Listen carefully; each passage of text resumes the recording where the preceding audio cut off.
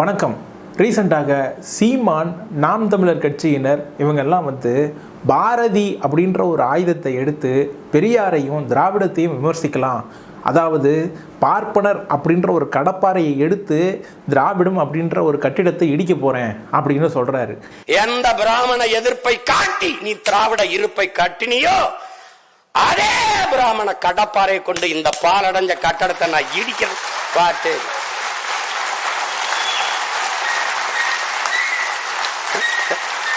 பாரதி ஒரு நல்ல கவிஞர் தான்.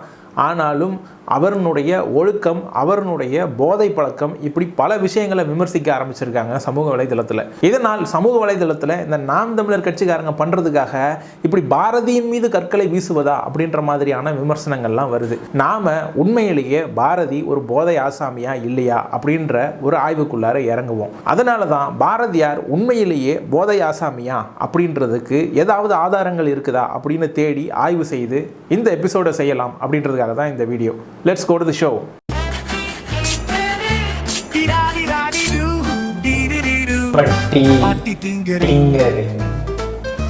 பார்க்கும் நேயர்களுக்கு சிலருக்கு அதிர்ச்சியாக இருக்கும், சிலருக்கு படித்திருப்பீங்க, இல்லை எங்கேயாவது கேள்விப்பட்டிருப்பீங்க. அப்படின்னாலும் கொஞ்சம் பொறுத்துக்கோங்க.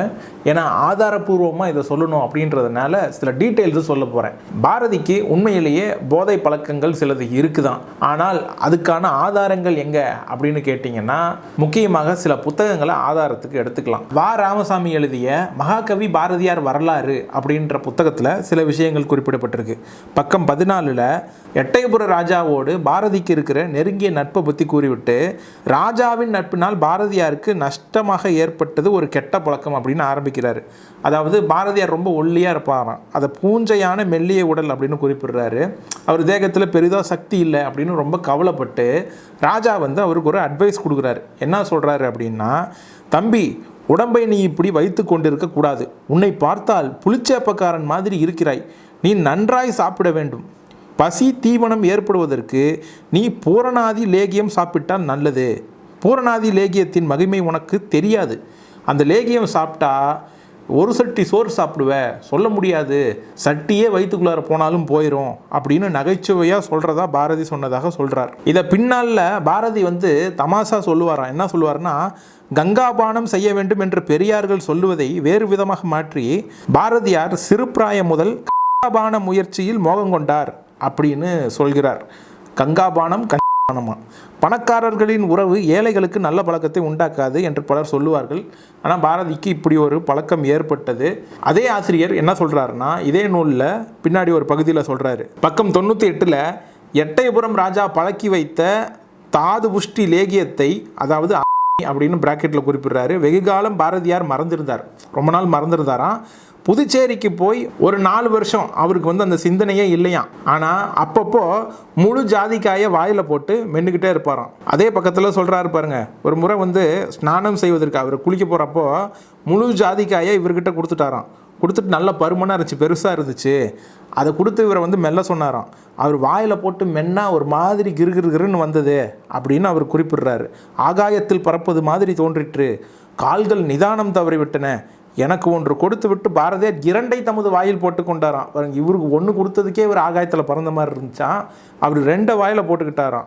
அந்த பாழாய் போன ஜாதிக்காய்கள் அவரை ஒன்றும் செய்யவில்லை அப்படின்னு சொல்கிறாரு. பின்னாடியே சொல்கிறாரு பாருங்க, தன்னுடைய பாடல்களை தமிழர்கள் அதிகமாக ரசிக்க முன் வரல அப்படின்ற ஏக்கத்தினாலேயோ, இல்லை புதுச்சேரியில் தனக்கு சரியான தோழமை இல்லாத காரணத்தினாலேயோ பாரதி மீண்டும் அபின் பழக்கத்தை பிடித்து கொண்டார் அப்படின்னு எழுதியிருக்காரு. அவர் அபின் சாப்பிடுவது எனக்கு தெரியவே தெரியாது. ஹோமத்துக்கு சாமக்கிரியை வாங்கி கொண்டு வா என்று ஒரு நாள் அவர் பாஷையில் ஒரு பக்தனிடம் சொன்னார். அதாவது அவருடைய சீடர் ஒருத்தர்கிட்ட ஹோமத்துக்கு சாமக்கிரியை வாங்கி கொண்டு வா அப்படின்னு சொன்னாராம். அந்த பக்தனிடமிருந்து தான் விஷயத்தை தெரிந்து கொண்டேன். நீங்கள் இந்த பழக்கத்தை வைத்து கொள்ளக்கூடாது அப்படின்னு அவர்கிட்ட சொல்கிற அளவுக்கு எனக்கு மனதைரியம் இல்லை, துணிச்சல் இல்லை அப்படின்னு சொல்லி பழக்கம் நாளவர்த்தியில் அவருடைய உடம்பை ரொம்ப கெடுத்து விட்டது அப்படின்னு எழுதியிருக்கிறார். இது வாராவுனுடைய இந்த மகாகவி பாரதியார் வரலாறு அப்படின்ற புத்தகத்தில் இருக்குது. அதே மாதிரி ரா அ பத்மநாபன் அப்படின்றவர் சித்திர பாரதி அப்படின்ற ஒரு புத்தகத்தை எழுதியிருக்காரு.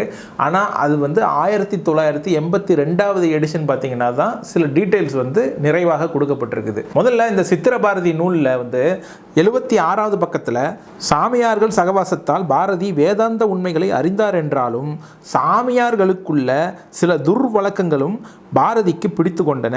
எட்டயபுர ஜமீன்தார் கற்றுக் கொடுத்த பழக்கம் புதுவை சாமியார்களால் மீண்டும் வலிவாக அவரை பிடித்து கொள்ளும் துர்பாக்கியமும் ஏற்பட்டது. வறுமை துயரை மறந்து கவிதாலோகத்தில் சஞ்சரிக்க போதை பயன்பட்டது. ஆனால் ஏற்கனவே பூஞ்சையான உடலை பாழாக்கி இல்வாழ்க்கையில் பொறுப்புகளை பாரதி சிறிதும் கவனிக்காமல் போகும்படி அது செய்தது அப்படின்னு இந்த புத்தகத்தில் குறிப்பிட்டிருக்காங்க. இதே மாதிரி ரா பத்மநாபன் தொகுத்து கொடுத்திருக்கிற பாரதியை பற்றி நண்பர்கள் அப்படின்ற புத்தகத்திலையும் நிறைய பேர் இதே விஷயத்தை குறிப்பிடுறாங்க. பாரதியாருக்கு இந்த மாதிரியான பழக்கம் இருக்குது. எங்கே போனாலும் இந்த மாதிரியான புகையிலை இந்த மாதிரியான விஷயங்களை எடுத்து வச்சுக்கிட்டு போவார். இந்த பழக்கத்துக்கு முக்கியமான காரணம் வந்து இந்த குள்ள சாமியார் அப்படின்னு வஉசி குறிப்பிட்டார் இல்லையா, ஒரு சாமியார், அந்த சாமியாரை குறிப்பிடுறாங்க. இந்த குள்ள சாமியார் அப்படின்றவர் வந்து எவ்வளோ மக்காக தெரிந்தார் அப்படின்றதையும் வந்து குறிப்பிடுறாங்க. அவர் கூட இவருக்கு இருந்த பழக்கம் இந்த மாதிரியான விஷயங்களால் அவருடைய வாழ்க்கை உடல்நலம் கெட்டது அப்படின்றத நிறைய பேர் குறிப்பிடுறாங்க. அதனுடைய ஸ்க்ரீன்ஷாட்ஸ்லாம் கொடுக்குறேன். இதெல்லாம் வந்து ஒரு ஆதாரத்துக்காக கொடுக்குறேன். மற்றபடி படிக்கணும் அப்படின்னா புத்தகங்களை வந்து தேடி போய் முழுதாக கான்டெக்ஸ்டோட படிங்க, அதுதான் சரியாக இருக்கும். பாரதியாரினுடைய நெருங்கிய நண்பரும் அவருடைய அபிமானத்துக்குரிய பாரதியார் தம்பி அப்படின்னு சொல்லக்கூடிய பரளி சு நெல்லையப்பர் அவர் வந்து பாரதியாரை பற்றி இந்த மாதிரி குறிப்பிடுறார் அந்த நூலில். பாரதியாருக்கு வறுமையின் கொடுமையாலும் ஒரு சாமியாரின் கூட்டுறவாலும் அவர் புதுவையில் இருந்தபொழுது பழக்கம் ஏற்பட்டு விட்டது. அது பற்றி பாரதியாரை குறை கூறுவதை விட தமிழ்நாட்டின் தவக்குறைவை சிந்திப்பது நலம். பாரதியார் புதுவையிலிருந்து வெளியே வந்த பின்னர் திருநெல்வேலி ஜில்லாவில் அவருடன் சில ஊர்களுக்கு நான் சென்ற பொழுது நண்பர்களிடம் பணம் பெற்று கஞ்சாவை ஏராளமாக வாங்கி சாப்பிடத் தொடங்கினார். அதனால் அவரிடம் பணம் கொடுக்க வேண்டாம் என்று நண்பர்களிடம் அந்தரங்கமாக சொல்ல வேண்டிய விரும்பத்தகாத கடமையும் எனக்கு ஏற்பட்டது அப்படின்னு பரளி சு நெல்லையப்பர் சொல்றார். அது மட்டும் இல்லாமல் அவருடைய மறைவுக்கு காரணமாக இதையும் சொல்றாரு.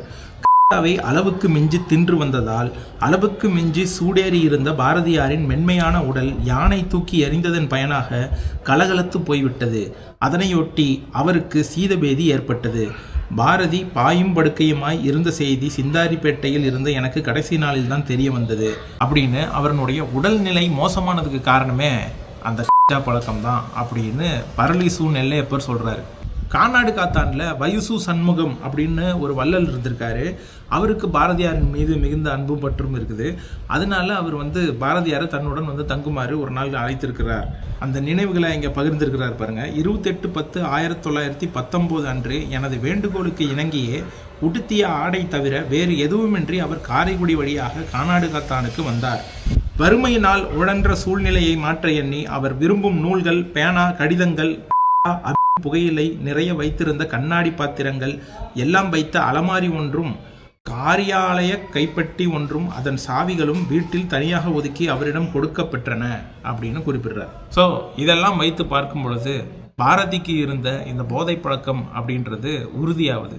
சரி, இதெல்லாம் நம்ப முடியாது அப்படின்னு நீங்கள் சொன்னீங்கன்னா கூட வஉசி அவர்களுடைய குறிப்பில் இருந்து எடுத்து பின்னால் நூலாக மாறி இருக்கக்கூடிய வஉசி கண்ட பாரதி அப்படின்ற ஒரு புத்தகத்தில் இதை பற்றி ரொம்ப டீட்டெயிலாக குறிப்பிடப்பட்டிருக்கு. இந்த புத்தகத்தில் 26வது பக்கத்தில் கடைசியில் பாரதியை சென்னையில் எப்படி பார்த்தார் அப்படின்ற விவரங்களை ரொம்ப டீட்டெயிலாக தெரிவிக்கிறாரு. ஒரு நாள் வஉசி ஒரு வேலையாக வீட்டிலேருந்து வெளியே கிளம்பிடுறாரு. அந்த நேரத்தில் பாரதியும் பாரதியினுடைய நண்பராக ஒரு சாமியாரும் 2 பேரும் வீட்டுக்கு வராங்க. வீட்டுக்கு வந்துட்டு சிதம்பரம் பிள்ளை இல்லையா அப்படின்னு கேட்குறாரு அவருடைய மனைவி மீனாட்சியிடம். அப்போ அவங்க மனைவி என்ன சொல்கிறாங்கன்னா, அவர் வந்து பட்டணத்துக்கு போயிருக்காரு, எப்போ வருவார் அப்படின்னு பாரதி கேட்க, இரவு 10 மணிக்கு வருவார் அப்படின்னோடனே, சரி எங்களுக்கு பசிக்குது ஏதாவது சாப்பாடு கொடுங்க அப்படின்னோடனே உட்காந்து சாப்பிட்றாங்க. சாப்பிட்டு முடிச்சுட்டு பாரதியும் அந்த சாமியாரும் தார்சாவில் போய் படுத்துடுறாங்க. தார்சா அப்படின்றது அன்றைய பேச்சு வழக்கில் உள்ளறை போகிறதுக்கு முன்னாடி இருக்கக்கூடிய ஒரு வெளியறை. அந்த அறையில் வந்து படுத்துடுறாங்க. போர்வையும் ஒரு தலையணையும் வாங்கிக்கிட்டு போய் படுத்துடுறாங்க சாமியாரும் பாரதியாரும். அந்த நேரம் இரவில் வந்து வஉசி வந்து வீட்டுக்குள்ளார போகிறாரு. இவங்க 2 பேர் படுத்திருக்கிறத பார்க்குறாரு. ஃபஸ்ட்டில் அவங்க யார் அப்படின்னு அவருக்கு அடையாளம் தெரியல. வீட்டுக்கு போய் முகமெல்லாம் கையெல்லாம் கழுவிட்டு அவர் வந்து சாப்பிட்டுட்டு இருக்கிறாரு.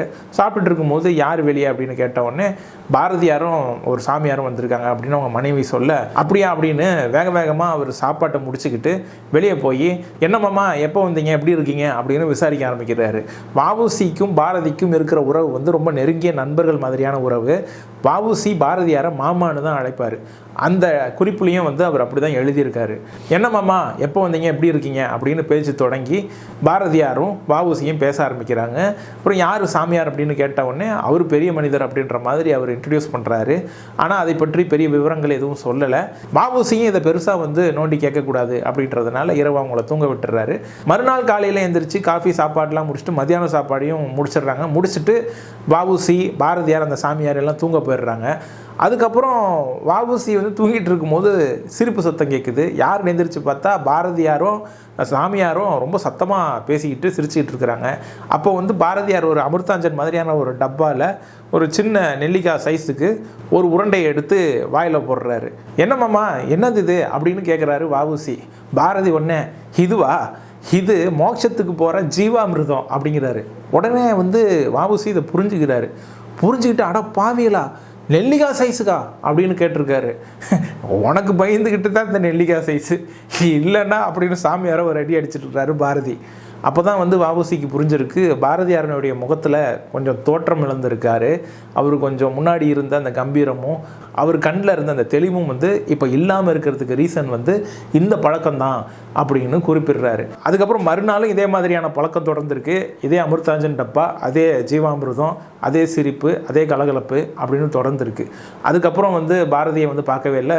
அவருடைய இறப்பு செய்தியை தான் நான் கேள்விப்பட்டேன், வருத்தப்பட்டேன் அப்படின்னு வந்து முடிக்கிறார் வஉசி. இது போக வேற ஏதாவது ஆதாரங்கள் கிடைக்குதா அப்படின்னு தேடி போனால் காலச்சுவடு 108வது இதழ் 2008 டிசம்பரில் வெளிவந்த மாத இதழில் பக்கம் 27 இதை பற்றி குறிப்பிட்டிருக்கு அப்படின்னு சமூக வலைத்தளங்கள் இன்டர்நெட்டில் சில டீட்டெயில்ஸ் எனக்கு கிடைக்குது. ஆனால் அதை கன்ஃபார்ம் பண்ணிக்க முடியல. பட் அது ஒரு பத்திரிகையாளர் எடுத்த ஒரு டாக்குமெண்ட்ரி, அதை பற்றிய செய்திகள் தான் வந்து அதில் குறிப்பிடப்பட்டிருக்குது. அந்த டாக்குமெண்ட்ரி யூடியூப்பில் இருக்கா அப்படின்னு தேடி பார்த்தப்போ அது எனக்கு கிடைத்தது. அந்த டாக்குமெண்ட்ரியினுடைய லிங்கை டிஸ்கிரிப்ஷனில் கொடுக்குறேன், இல்லைனா இந்த மேலேயும் அட்டாச் பண்ணுறேன். வீடியோ முடிச்சுட்டு நீங்கள் போய் அதை பார்த்துக்கோங்க. அந்த டாக்குமெண்ட்ரியில் ஒரு வயதானவர் இளம் வயதில் பாரதியோடு நெருங்கி பழகி இருக்கிறார். அப்போ பாரதி ரொம்ப மிடுக்காக இருப்பார், அந்த மாதிரியான செய்திகள்லாம் சொல்லிட்டு அவருக்கு இருந்த இந்த போதை பழக்க வழக்கத்தை குறிப்பிடுறார். அதாவது இந்த தேங்காய் நார் இருக்கு இல்லையா, அது வந்து இருந்தால் தான் அவர் வந்து சிலிப்பியில் போட்டு அந்த போட்டு அது புகைக்க முடியுமா. அப்போ பாரதியார் என்ன பண்ணுவாராம், அவருடைய வீட்டு பின்புறத்தில் கிணத்துக்கு தண்ணி சேர்ந்துற அந்த கயிறு இருக்கும் பாருங்கள், அந்த கயிறில் இருக்கக்கூடிய அந்த தேங்காய் நார்கள் இருக்குது பாருங்கள், அதை பிரித்து என்ன பண்ணுவாராம், அதை யூஸ் பண்ணி சிலிப்பியில் போட்டு அவர் என்ன பண்ணுவாராம், அதை ஸ்மோக் பண்ணுவாராம். கொஞ்ச நாள் போக அந்த கயிறு வந்து ஹைட்டு குறைஞ்சிட்டே இருந்துச்சான். அப்போது செல்லம்மா வந்து என்ன ஹைட்டு குறைஞ்சிருச்சு அப்படின்ன உடனே அது தெரியாமல் எடுத்துட்டேன், அவ்வளோதான், இதுக்கு மேலே நான் எடுக்க மாட்டேன் அப்படின்னு சொல்லியிருக்காரு. ரொம்ப சின்ன பிள்ளை மாதிரி அதை சமாளிக்க முயற்சி செய்தார் அப்படின்னு இந்த டாக்குமெண்ட்ரியில் வரக்கூடிய அந்த நபர் தெரிவிக்கிறாரு. அந்த லிங்க்கில் போய் பாருங்கள். இன்னும் வந்து இது நம்பத்தகுந்த விஷயமா இல்லையா அப்படின்னு சந்தேகிக்கிறவங்களுக்கு இது ஒரு ஆதாரமாக தெரியும். அதுபோக மேலும் சில ஆதாரங்களை நம்ம கொடுத்துருக்குறோம்.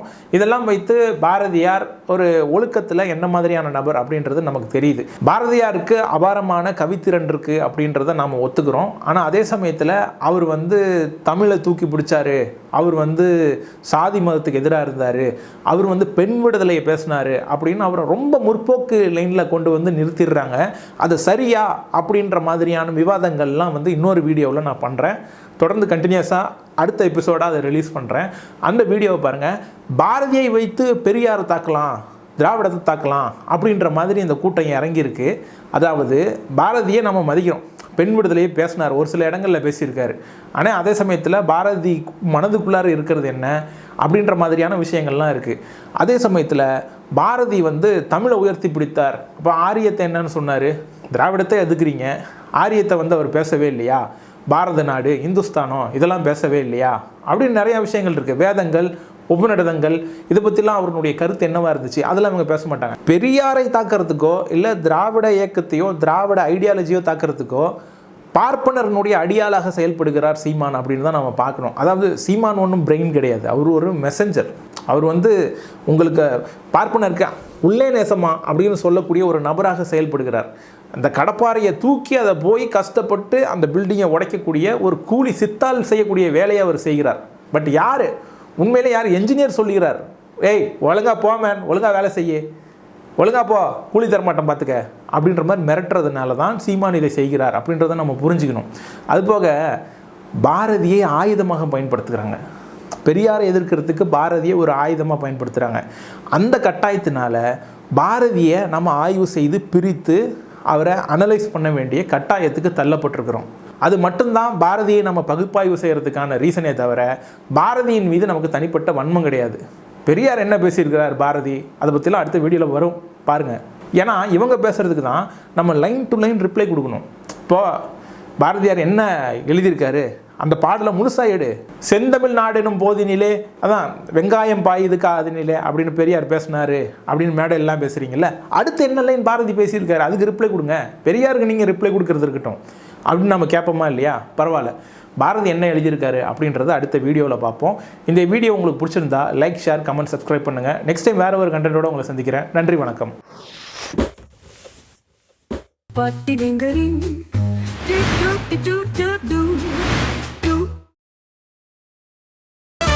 Dee da dee da dee doo, dee dee doo doo doo, ba dee ding da ding, dee da dee doo.